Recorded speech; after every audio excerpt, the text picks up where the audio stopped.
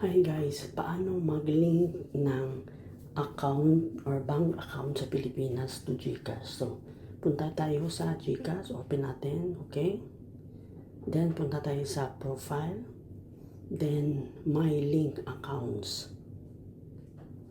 Ayan guys, yan yung pwede natin i-link sa GCash. GCash card, American Express, PayPal, Payoneer, BPI at saka Union Bank. So ngayon guys, meron tayo BPI kaya open natin yung BPI.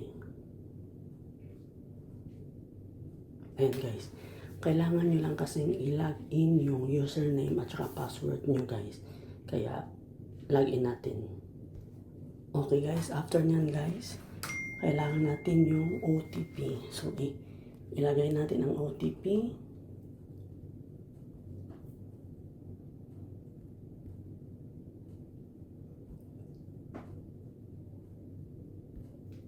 Okay guys, and then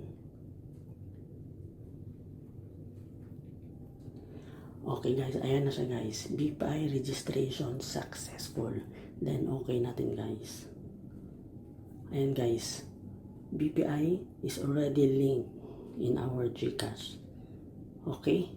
So ngayon guys, tuturuan ko kayo paano mag-transfer ng BPI to GCash. Magka-cash in tayo. Okay guys, ngayon guys, balik tayo sa dashboard ng GCash.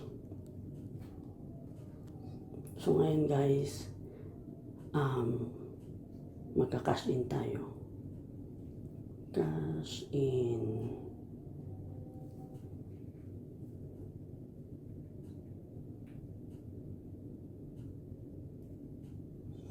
Then local bank. Local bank, BPI.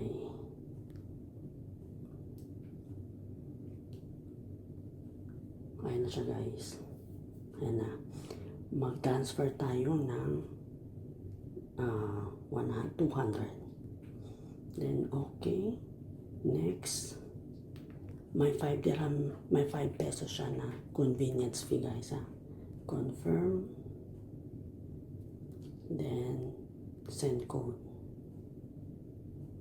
Yan guys. Hintayin natin yung code. Ayan na. Then